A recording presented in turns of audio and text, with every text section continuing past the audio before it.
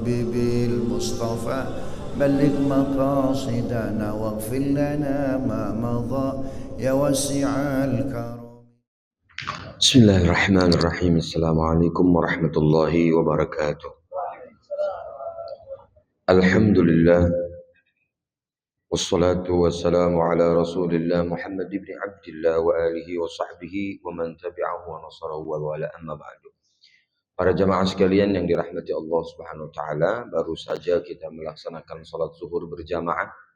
Kita lanjutkan pada kesempatan siang hari ini dengan kajian daripada kitab Riyadhus Shalihin, melanjutkan apa yang dipesankan oleh baginda Nabi Muhammad sallallahu alaihi wa alihi wasallam. Setelah di dua kajian yang telah lalu, kita mendapatkan pelajaran dari baginda Nabi Muhammad SAW tentang seorang anak muda yang teguh pendirian dalam membela atau menancapkan keimanannya la ilaha illallah, walaupun dia sebenarnya diutus untuk mempelajari ilmu sihir. Selanjutnya kita juga membicarakan tentang seorang sahabat dari perempuan yang tertimpa musibah lalu ditegur oleh Nabi Muhammad SAW, sehingga Nabi mengatakan innamas sabru inda sadmatil ula. Di kajian kesempatan kali ini, hadis yang selanjutnya adalah qala wa an Abi Hurairah radhiyallahu anhu anna Rasulullah sallallahu alaihi wasallam yaqul anna Rasulullah sallallahu alaihi wasallam qala, dari Abi Hurairah radhiyallahu taala anhu bahwasanya Rasulullah sallallahu alaihi wasallam pernah berpesan, yaqulullahu taala, berkata Allah Subhanahu wa taala, ma li 'abdil mu'min 'indi jazaa'un idza qabattu safiyahu min ahli dunya thumma ihtasabahu illa al-jannah. Rawahul Bukhari. Hadis ini disebut dengan hadis qudsi. Hadis qudsi bisa diingat-ingat oleh para jamaah sebagai pengetahuan. Hadis Nabi Muhammad SAW itu tidak semuanya perkataan Nabi. Ada juga yang perkataan Allah Subhanahu wa taala. Kalau selama ini kita mengetahui firman Allah Subhanahu wa taala, pesan perkataan Allah hanya di dalam Al-Qur'an. Ternyata ada juga yang di hadis Nabi SAW yang berbeda dengan Al-Quran. Walaupun itu pesannya adalah pesan Allah Subhanahu Wa Taala. Disebut dalam ilmu hadis disebutnya dengan hadis qudsi. Apa perbedaannya dengan Quran? Banyak perbedaannya, tapi diantaranya saja yang saya sebutkan pada kesempatan kali ini dua. Yang pertama, kalau Al-Quran lafaz dan maknanya, substansi maknanya itu dari Allah, pure 100% dari Allah. Tapi hadis qudsi itu pesan dari Allah lewat Nabi Muhammad, lafaznya dari Nabi Muhammad, substansi maknanya dari Allah Subhanahu wa taala. Itu perbedaannya antara hadis qudsi dengan Quran, walaupun sama-sama firman Allah Subhanahu wa taala. Apa firman Allah dalam hadis ini? Kata Allah Subhanahu wa taala, tidaklah seorang hamba yang beriman kepada Allah dia memiliki ganjaran dari Allah Subhanahu wa taala jika seandainya sofiyahu, salah seorang yang dia cinta,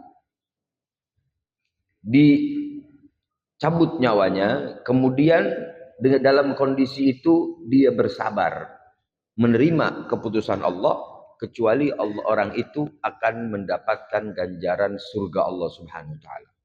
Dengan dia bersabar atas keputusan dan cobaan dari Allah Subhanahu wa taala.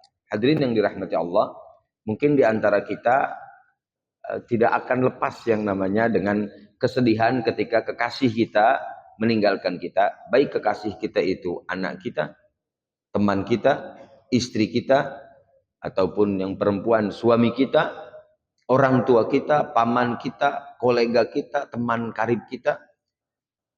Kata Rasulullah Shallallahu Alaihi Wasallam, tidaklah, kata Allah, jika aku mencabut nyawa seseorang dari orang yang dia cintai, lalu orang itu berkata, ini adalah keputusan Allah, ini cobaan ini saya sabar, ini adalah ketetapan Allah, saya terima apa yang diputuskan oleh Allah dengan hati yang ridha, maka dengan hanya amalan seperti itu Allah Subhanahu wa taala ganjar surga Allah jalla jalaluhu taala fi'ula. Khususnya yang anaknya meninggal. Ada sahabat-sahabat yang lain yang anaknya meninggal, yang memang Rasulullah SAW sendiri itu pun memiliki cobaan anaknya meninggal semuanya, hanya satu yang hidup, yaitu Sayyidah Fatimah radhiyallahu taala anha. Saya sendiri tertimpa musibah, 3 anak saya meninggal dunia. Ada yang meninggal masih di dalam perut, ada yang meninggal setelah keluar. Nah, ini tertimpa bisa saja oleh siapa saja, oleh Nabi, oleh orang biasa, oleh orang yang mengikuti ajaran Nabi Muhammad, siapa saja bisa tertimpa. Model-model orang bisa tertimpa, tapi bagaimana mengambil momentum itu untuk mendapatkan ganjaran dari Allah Subhanahu wa taala, itu yang membedakan kita. Ilmulah yang membedakan kita. Jika seandainya tertimpa musibah, maka berkata dalam hati, ya Allah, saya ridha semuanya atas keputusan Engkau, maka hanya dengan amalan itu Allah Subhanahu wa taala memberikan ganjaran orang yang sabar dengan kekasihnya yang berpisah dengan dia, mendapatkan surga Allah Subhanahu wa taala. Khalison, ikhlas atas keputusan Allah lillahi taala. Hadis yang selanjutnya, wa an Aisyah radhiyallahu taala anha annaha sa'alat Rasulullah sallallahu alaihi wasallam anit ta'un. Ini hadis Covid, Pak. Ini hadis yang tepat untuk kejadian Covid kemarin. Sayyidah Aisyah berkata bahwasanya ada seorang yang bertanya kepada Rasul tentang wabah penyakit. Fa'akhbaraha, maka Rasulullah SAW mengabarkan Sayyidah Aisyah, istri beliau, annahu kana adzaban yab'atsullahu ta'ala ala man yasha. Itu adalah merupakan satu azab yang Allah Subhanahu wa taala kirimkan kepada yang Dia kehendaki. Wa ja'alahu rahmatan lil mu'minin. Dan itu adalah dijadikan oleh Allah sebagai bentuk daripada rahmat Allah bagi orang yang beriman. Falaisa min 'abdin yaqa'u fit ta'un, dan tidaklah seorang hamba yang mendapatkan musibah di lokasi terjadinya wabah, fayamkuthu fi baladihi sabiran muhtasiban, maka orang ini tinggal di negaranya, tinggal di wilayahnya dalam kondisi sabar dan mengharapkan ridho Allah. Ya'lamu annahu la yusibuhu illa ma kutiba lahu, dia tahu bahwasanya tidak akan menimpa musibah itu kecuali apa yang ditetapkan oleh Allah. Illa kana lahu mislu ajri syahid, kecuali yang demikian itu orang itu mendapatkan pahala orang yang mati syahid. Rawahul Bukhari. Hadis diriwayatkan oleh Al-Imamul Bukhari. Jamaah yang dirahmati Allah, ketika terjadi Covid kemarin, bermacam-macam orang meresponnya. Pertanyaan yang pertama, sesuai dengan hadis ini, apakah Covid itu azab atau bukan? Jawabannya adalah, kata Nabi Muhammad SAW di sini, Allah mengirimkan azab untuk seseorang bisa juga merupakan rahmat untuk seseorang. Tidak bisa dideklar orang yang Covid itu semuanya terkena azab. Tidak bisa juga digeneralisasi orang yang Covid itu semuanya mati syahid. Akan tetapi, bagaimana cara memilah-milihnya? Orang-orang yang murka, yang enggan beriman kepada Allah, terlepas ya Bapak-Bapak tentang Covid itu pro kontranya, apakah itu konspirasi, kita tidak bicara itu. Tapi bicara penyakit itu ada. Dan orang mati dengan itu. Yang pertama, kalau seandainya orang terkena Covid, terkena wabah, penyakit yang menyebar, dan mati, sedangkan orang itu tidak beriman kepada Allah, ingkar terhadap ajaran Allah, tidak mengikuti syariat-syariat Allah, maka itu merupakan azab buat dia. Sholat tidak, puasa enggak mau dia ikut-ikut walaupun sudah Islam. Nah, itu merupakan azab buat dia. Tapi ada orang yang soleh, orang baik. Karena realnya kemarin ketika terjadi wabah, ada yang istiqomah beribadah kena COVID, ada yang tidak istiqomah beribadah juga kena COVID, kena wabah itu. Kalau seandainya orang itu kita lihat nampaknya istiqomah, orang itu berada di jalur Allah Subhanahu wa taala, maka orang itu dikatakan rahmat buat dia dan orang itu mendapat ganjaran mati syahid. Ya mungkin kemarin teman-teman kita atau keluarga kita, sahabat-sahabat saya juga ada yang terkena COVID, meninggal karena disebabkan COVID. Di antaranya salah satu guru yang mengajar di sini, ada beberapa guru yang mengajar di majelis ini, di masjid ini. Nah, itu kalau dia istiqomah di jalan Allah, itu merupakan rahmat. Kalau dia tidak di jalur Allah, maka itu merupakan azab. Begitulah kita bisa kondisikan di halayak kehidupan kita. Hadirin yang dirahmati Allah Subhanahu wa taala, seringkali mohon maaf ini terpaksa saya bicarakan juga karena seringkali terngiang di beberapa pembicara. Jika terjadi seandainya di suatu daerah di Jawa Barat ataupun di daerah-daerah lainnya terjadi gempa. Wah, orang kita bergegas langsung membongkar keburukan-keburukan, dosa-dosa di daerah itu. Seolah-olah di daerah itu tidak ada orang soleh, tidak ada yang bersujud, tidak ada yang beribadah. Dijelekkan wilayah itu. Ini mindset yang salah menurut saya. Karena tidak ada yang kosong di bumi ini daripada maksiat kepada Allah Subhanahu wa taala. Bahkan di depan Ka'bah sekalipun ada copet. Bisa dipahami? Maka jangan langsung menyerang bahwasanya di daerah itu karena terjadi gempa dan ini langsung Allah Subhanahu wa taala murka, langsung Allah kirimkan azab dan segala macamnya itu. Tapi ternyata toh yang terjadi, yang terkena efek gempa salah satunya adalah pesantren misalnya di kampung itu. Jadi kita memandangnya harus tepat. Azab itu Allah bisa kirim kemana-mana saja. Bisa terjadi azab kalau di situ ada yang ahli maksiat. Bisa menjadi rahmat seandainya yang terkena adalah orang yang istiqomah di jalan Allah Subhanahu wa taala. Maka dari situ bukan menggunjing daerah yang terkena musibah, malah justru harusnya berempati, mengumpulkan dana, datang ke sana untuk memberikan bantuan sebisanya. Itu yang seharusnya ditekankan, bukan malah justru menggunjing saudara-saudara kita yang terkena musibah.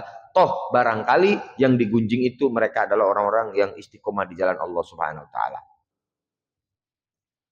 Jamaah yang dirahmati Allah Subhanahu wa taala. Di penggalan hadis yang selanjutnya, Nabi berkata, maka orang itu sabar duduk di situ, di daerah itu. Kemarin itu aneh zaman COVID itu. Yang nggak pernah pakai masker nggak kena, yang pakai masker, halo, betul nggak Pak? Yang rajin pakai masker nggak kena. Yang vaksinasi kena, yang nggak vaksin nggak kena. Ada aneh.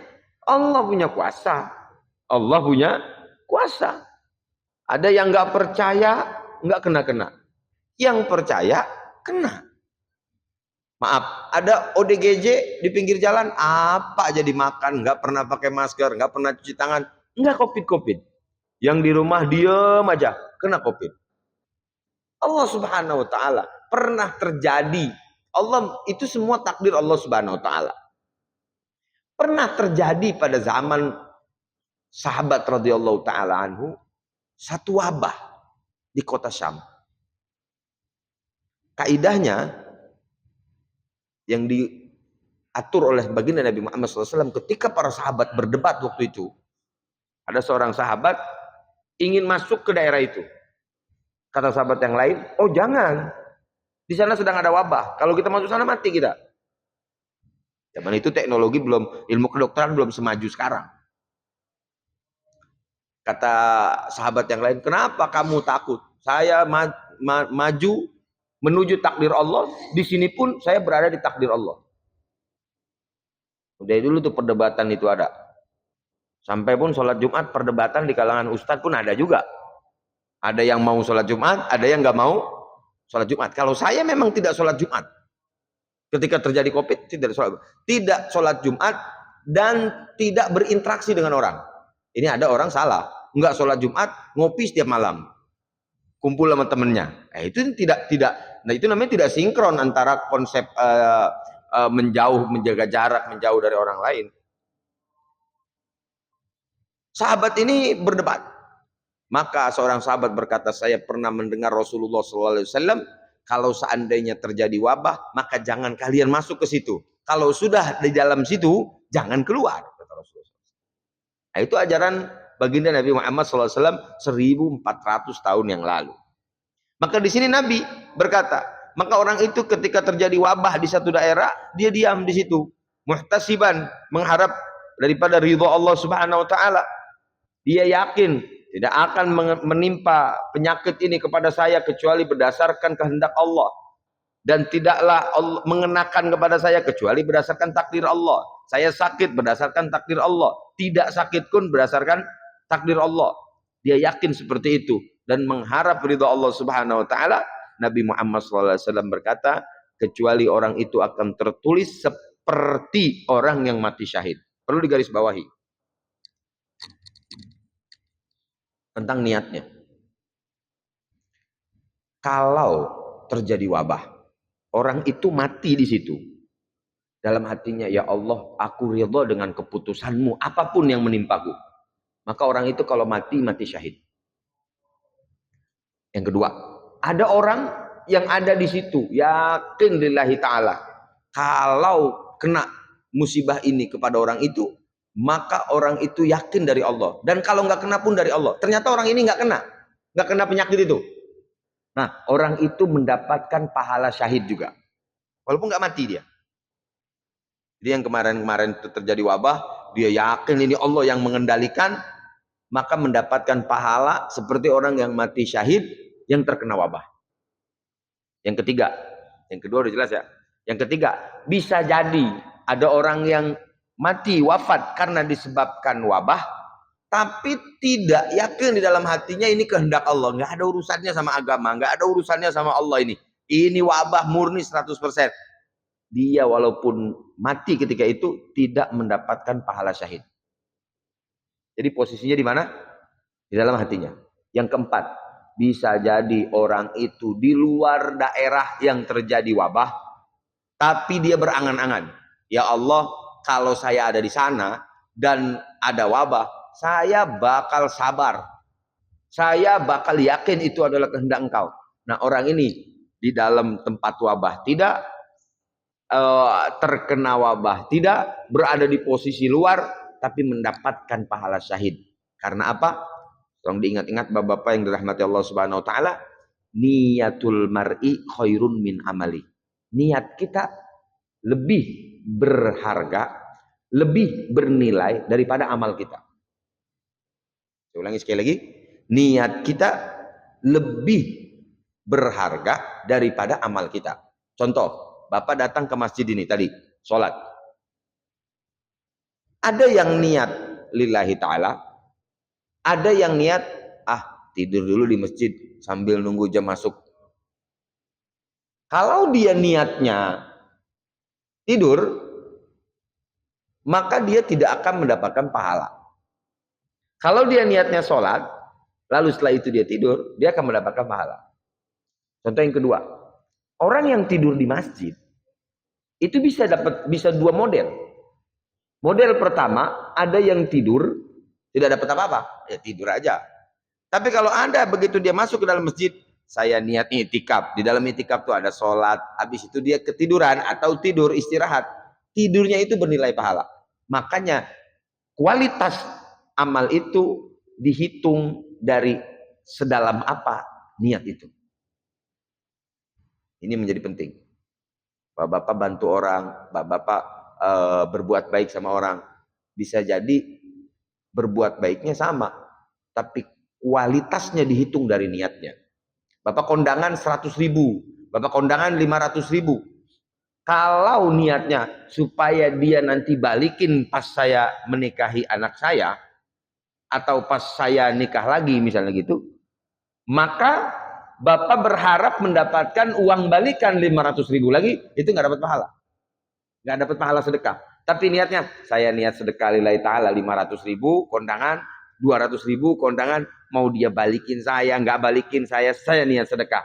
Itu bernilai pahala. Sama uang yang dimasukkan ke kotak kondangan, tapi nilainya tergantung, kualitasnya tergantung nilai niatnya itu sendiri. Semoga kita diberikan keikhlasan. Maka orang yang terkena wabah, lalu dia wafat, ridho atas keputusan Allah, sabar, maka dia mendapatkan pahala syahid. Orang yang ada di dalam wilayah wabah, tidak terkena wabah, tapi yakin ini kehendak Allah dan sabar, mendapatkan pahala syahid. Orang yang mati di wilayah wabah, tapi tidak ridho dengan keputusan Allah dan tidak mengkorelasikan ini adalah kehendak Allah, tidak mendapatkan pahala syahid walaupun dia mati. Jadi disitulah nilai pahala tergantung dengan nilai niat kita sedalam apa. Hadirin yang dirahmati Allah Subhanahu wa taala. Kadang-kadang kita berangkat kerja, Pak. Bapak berangkat kerja, niatnya apa, Pak? Hah? Cari duit. Terus cari duit biar apa, Pak? Apa? Kalau udah punya duit biar apa? Bapak berangkat dari rumah dari pagi sampai sore, bermacet-macetan, bercapek-capean, saya pahami itu bisa bernilai argo pahala jalan terus kalau dibarengi dengan niat yang tepat. Bismillahirrahmanirrahim. Saya niat berangkat kerja, mencari harta yang halal, menjaga kehormatan orang keluarga, menginfakkan anak istri. Bismillah, berangkat. Itu dari mulai Bapak keluar rumah, kalau ada argo taksi, ada argo pahalanya itu seperti yang di taksi, muter terus, Pak. Bapak lagi tidur, Bapak lagi kerja ngetik, Bapak lagi di lapangan, Bapak lagi diomelin bos, itu terus puter terus itu. Bapak lagi dikoreksi, Bapak lagi meeting, Bapak lagi tiduran, itu pahala putar terus. Sampai kapan? Sampai Bapak pulang. Ketika Bapak pulang, enaknya orang Islam. Siapa orang yang mencari harta yang halal, kata Nabi SAW, lalu dia pulang ke rumah dalam keadaan letih, macet-macetan, capek, pulang tuh udah capek aja. Istri udah pada tidur, anak udah pada tidur. Kata Rasulullah SAW, kalau dia letih, lalu dia istirahat, meletakkan badannya di kasur, Rasulullah berkata, bata maghfuron lahu, dia istirahat dalam kondisi diampuni dosanya oleh Allah Subhanahu wa taala. Itu enaknya agama kita. Jadi jangan beranggapan beragama ini ketika tasbih kita putar saja, ketika kita berada di masjid lalu kita bersujud lama-lama, bukan hanya itu bagian dari ibadah, tapi ada ibadah lain juga seperti. Apa yang membedakan? Yang membedakan adalah niat yang dipasang oleh bapak-bapak dari rumah ke kantor. Maka Imam Ghazali dalam kitabnya mengatakan, memakai baju bisa sama-sama pakai baju, tapi kualitas pahalanya bisa berbeda. Kita biasa pakai baju. Kenapa pakai baju? Ya pakai baju. Namanya juga orang pakai baju mau berangkat kantor. Tapi ketika Imam Ghazali mengajarkan ketika pakai baju niat menutup aurat, dapat pahala selama kita pakai baju. Itu kan kenapa yang membedakan kita dengan orang-orang soleh ilmunya. Tidurnya sama-sama tidur. Tapi kenapa tidurnya orang soleh dan alim itu berbeda dengan kita? Karena tidurnya mereka berniat. Nah, sebelum tidurnya, saya niat mau bangun subuh biar nggak kesiangan, tidurnya bernilai pahala. Tapi kalau umumnya orang awam nas, tidur kenapa tidur? Ya udah capek tidur aja, tidak ada bernilai pahala. Yang membedakan orang syahid atau tidak syahid dalam hadis ini, yang membedakan orang berkualitas atau tidak, secara kasat mata amalnya adalah amal dunia, tapi bernilai pahala jika dibarengi pasanglah niat baik-baik. Barangkali yang menyelamatkan kita justru amalan-amalan yang kita tidak anggap itu adalah ibadah. Perbaikilah niat kita. Barangkali amal yang secara kasat matanya adalah amalan dunia, kalau diniatkan dengan niat akhirat, bernilai akhirat. Barangkali amalan-amalan yang secara kasat mata bungkusnya adalah akhirat, tapi terselubung ada niat dunia, maka tidak bernilai pahala. Maka perbaikilah, pasanglah niat yang tepat agar ketika di akhirat nanti kita dapati amal-amal kita banyak, walaupun kita seolah-olah itu melaksanakannya bungkusnya adalah bungkus dunia, padahal niatnya adalah niat akhirat. Hadirin yang dirahmati Allah Subhanahu wa taala, selanjutnya adalah hadis yang ketiga pada kesempatan kali ini. Wa an Anas radhiyallahu anhu qala sami'tu Rasulullah sallallahu alaihi wasallam yaqul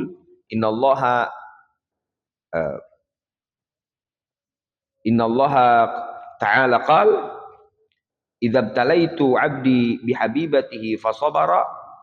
Saya rasa tadi sudah dijawab, baca ya. Oh, mirip dengan hadis yang sebelumnya. Fasabara awadahullahu minhumal jannah yuridu ainaihi, rawahul Bukhari. Sama seperti hadis qudsi dari Anas bin Malik dari Rasulullah SAW. Allah Subhanahu wa taala berkata, seandainya dicoba seorang hambaku dengan kekasihnya yang meninggal, maka dia bersabar, awadtuhu minhumal jannah, aku ganti atas kesabaran itu bagi mereka berdua adalah surga Allah Subhanahu wa taala. Yuridu ainaihi, yang dimaksud adalah ainaihi, kedua matanya. Artinya jika ada orang yang kita kasihi itu meninggal, lalu kita bersabar, maka mendapatkan pahala dari Allah Subhanahu wa taala. Karena apa? Karena dunia ini tempat cobaan. Kalau cobain makanan, kalau cobaan tempat dunia. Nggak ada di sini saya rasa satu orang pun di dalam masjid ini, maupun yang mendengarkan dimanapun, tidak ada yang tidak terkena cobaan. Bahkan yang paling berat cobaannya siapa? Asyaddun nas bala'an al-anbiya. Yang paling berat cobaannya adalah Nabi. Summal amsal fal amsal. Jadi paling berat cobaannya, seberat-beratnya cobaan kita, tidak seberat cobaan baginda Nabi Muhammad sallallahu alaihi wasallam. Lahir yatim, dakwah, mulai di backing dakwahnya oleh pamannya Abu Thalib, meninggal. Di backing dakwahnya dari segi finansial oleh istrinya Khadijah, meninggal. Tinggal sendiri. Coba-coba dakwah di Mekah ini nggak diterima, pindahlah ke Taif. Bergerak Nabi Muhammad ke Taif, sampai sana bukannya disambut, malah disambit. Bukannya disiapin makanan, malah dilempari oleh anak-anak kecil dengan bebatuan. Baginda Nabi Muhammad SAW, Pak, Rasulullah, Pak, makhluk Allah, bukan manusia saja, makhluk Allah yang paling mulia, Pak. Nyampe ke kota Mekah, akhirnya dihibur oleh Allah Subhanahu wa taala. Dengan apa? Dengan tragedi sejarah yang tertulis sampai saat ini yang kita tahu, yaitu Isra Mi'raj. Jibril datang membawa buraq, lalu diperjalankan menuju Allah Subhanahu wa taala, berjumpa dengan Allah Subhanahu wa taala. Kadang-kadang dalam kehidupan itu, sebagaimana yang Imam Syafi'i pernah berkata, kadang-kadang di dalam kehidupan itu teman lari dari kita, kolega lari terbirit-birit dari kita, padahal kita sedang punya masalah. Ketahuilah, kata Imam Syafi'i, ketika semua orang lari dari kita, Allah ingin membantu kita dengan caranya. Jangan pernah risau, karena ada Allah Jalla Jalaluhu wa ta'ala fi'ula, yang memiliki alam semesta ini, yang memiliki kekuasaan atas segala apapun di alam semesta ini. Allah Jalla Jalaluhu wa ta'ala fi'ula. Maka kalau kita selalu bersandar kepada Allah, selalu berhubungan dengan Allah Subhanahu wa taala, berhubungan baik dengan Allah Subhanahu wa taala, maka yakinlah bahwasanya Allah tidak akan meninggalkan kita. Nabi Muhammad SAW dicoba, anaknya bukan satu, semuanya meninggal kecuali Sayyidah Fatimah radhiyallahu taala anha. Maka ada hadis Nabi Muhammad SAW mengatakan, ad-dunya sijnul mu'min wa jannatul kafir. Dunia itu penjara buat orang yang beriman dan sorga buat orang yang kafir. Maka ketika kita memandangnya bahwasanya dunia ini penjara, Apakah berarti kita ini harus susah? Bukan, Pak. Salah memaknai. Kadang-kadang ada orang mukmin justru hidupnya dengan kecukupan yang luar biasa, kaya raya luar biasa, ketenangannya luar biasa di keluarganya. Tapi justru kita dapati kadang-kadang orang kafir justru terhimpit urusan dunianya. Seorang ulama ditanya, bagaimana memaknai hadis itu? Kalau seandainya dikatakan dunia ini adalah penjara buat orang yang beriman.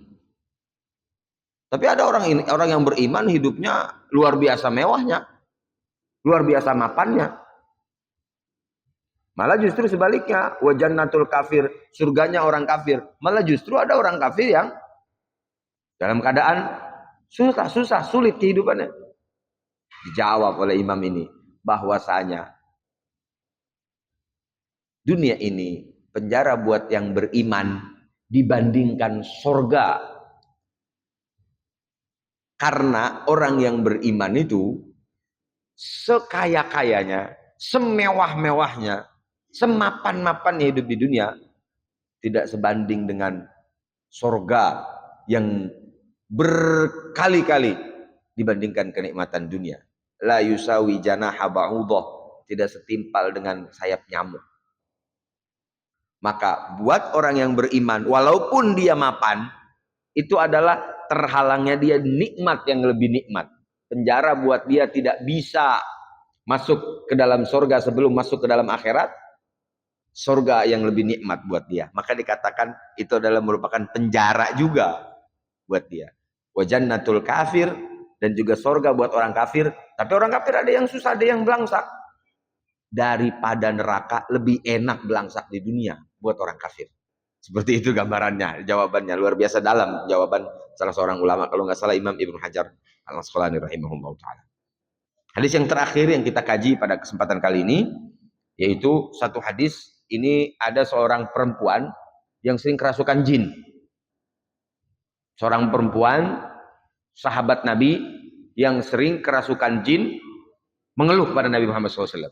Kita baca hadisnya. Wa an Atha ibni Abi Rabah qala li ibni Abbas.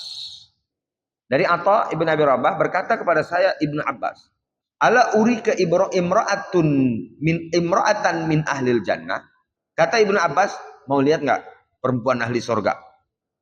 Mau lihat nggak perempuan yang diklaim akan masuk surga? Mau tahu nggak yang mana orangnya? Faqultu bala, iyalah mau lihat. Qala hadhil mar'atus sauda, itu perempuan yang hitam. Jadi seorang perempuan berkulit hitam. Atatin Nabi SAW. Perempuan itu berkata kepada Nabi, datang kepada Nabi. Wa qalat, lalu perempuan itu berkata, inni usra'u. Ya Rasulullah, saya ini terkena penyakit kepala. Para ulama memaknai penyakit kepala ini dua. Yang pertama, memang ada masalah di dalam saraf kepalanya. Yang pertama, dimaknai oleh para ulama, memang ada permasalahan kesehatan di kepalanya. Jadi kalau lagi sakit kepala, kejang-kejang. Yang kedua, usra'u, sakit kepala karena disebabkan kerasukan jin. Ini dua makna ini. Lalu apa efeknya? Wa inni atakasyafu fad'ullahu ta'ala li.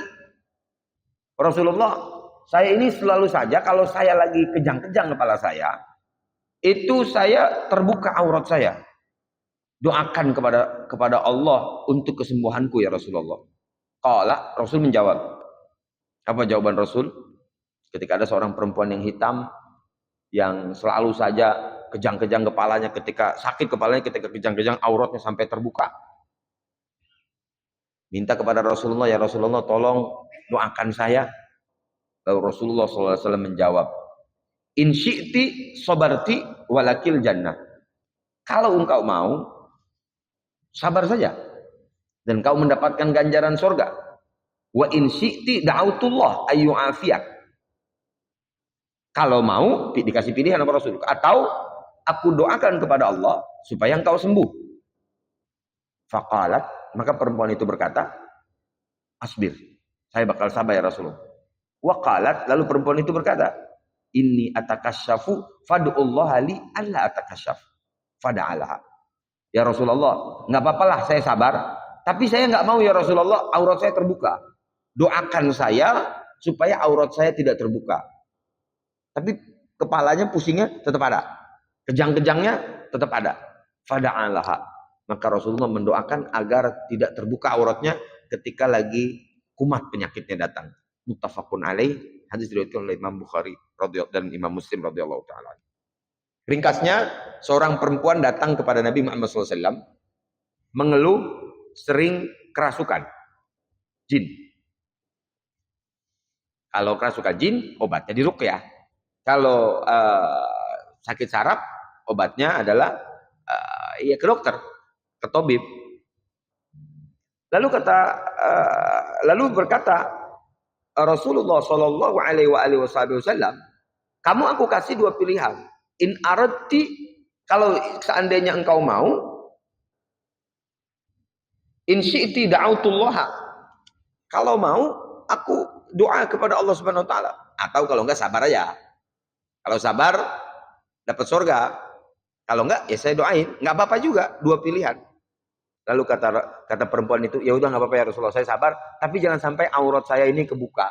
Jadi kalau lagi kerasukan, bapak-bapak pernah lihat perempuan yang kerasukan, ya udah nggak kontrol kan Pak ya, udah nggak tahu gimana auratnya kebuka. Nah akhirnya perempuan ini bersabar, maka sahabat berkata perempuan itu adalah perempuan yang ahli surga karena sabar dengan cobaan yang Allah berikan kepada dia. Dikasih pilihan. Pernah ada kejadian seorang sahabat juga Pak, sakit Pak, maaf ya, tinggal tulangnya saja dengan kulitnya. Rasul datang nih, namanya Imran bin Husain Pak, Imran bin Husain.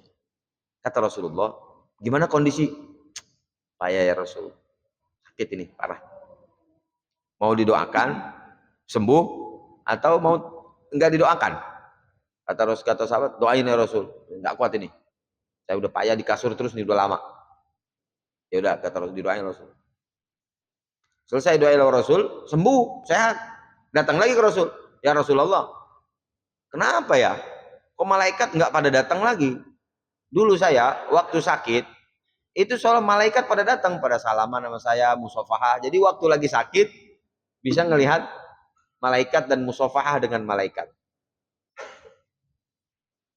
Imam Syafi'i radhiyallahu taala anhu, seorang ulama besar, imam kita. Kita tutup dengan hadis ini sebelum jika ada misalnya pertanyaan atau tambahan dari yang lain. Imam Syafi'i itu penyakitnya ambeien, Pak. Keluar darah dari duburnya. Al-Imam Syafi'i radhiyallahu taala naik kuda sampai menetes darahnya. Kalau lagi ngajar Imam Syafi'i menetes di tempatnya itu darahnya karena ambeien sangat parah. Al-Imam Syafi'i radhiyallahu taala anhu seolah-olah berkata sabar dengan cobaan ini. Lalu gurunya bilang Imam Malik, wahai Syafi'i, jangan meminta sabar atau meminta penyakit, tapi mintalah disehatkan dari penyakit. Bapak-bapak yang dirahmati Allah Subhanahu wa taala, kalau kita sakit ada dua pilihan. Pilihan yang pertama, kita sabar. Pilihan yang kedua, kita minta sembuh. Tapi kalau saya maunya sembuh. Bapak-bapak maunya apa? Sembuh nggak? Kita semua jangankan sabar itu. Sakit gigi aja kita udah berapa obat kita makan. Kita nggak kuat, pala puyeng ya. Itu pilihan. Pilihan artinya siapa orang yang ingin sabar dengan penyakitnya mendapatkan ganjaran. Siapa orang yang ingin berobat, ingin mencari obat, itu pun tidak apa-apa. Karena Nabi Muhammad SAW pernah mengatakan, likulli da'in dawaun. Setiap ada penyakit ada obatnya. Ada juga yang pernah ngeluh kepada Nabi Muhammad SAW, tidak dipinta sabar oleh Rasulullah. Seorang datang ke Rasulullah, ya Rasulullah, perut saya sakit. Kasih minum madu. Balik lagi orang itu. Ya Rasulullah, saya udah kasih madu, nggak sembuh-sembuh perut saya ini sakitnya. Balik lagi, kasih madu. Ya balik lagi orang yang ketiga kali. Ya Rasulullah, saya udah 2 kali kasih madu. Ini yang ketiga kali saya. Kata Rasulullah, perut engkau berbohong, madu benar. Minum lagi, diminum lagi madu yang ketiga. Ya Rasulullah, alhamdulillah perut saya dalam keadaan sekarang sudah dalam keadaan sehat. Artinya Rasulullah pun ketika ada sahabat membagi menjadi 2, ada yang disuruh sabar, bahkan yang disuruh sabar dikasih pilihan oleh Rasulullah. Yang kedua, ada yang didoakan oleh Rasulullah sehingga sembuh, ada yang didoakan oleh Rasulullah SAW sehingga kembali sebagaimana sedia kala. Mudah-mudahan kita berharap kita selalu diberikan kesehatan oleh Allah Subhanahu wa taala. Kita, keluarga kita dijauhkan dari mara bahaya, dijauhkan dari penyakit, dijauhkan dari fitnah, dijauhkan dari kesulitan hidup, dan dimudahkan urusan kehidupan kita baik di dunia maupun di akhirat nanti. Wallahu a'lam bishawab.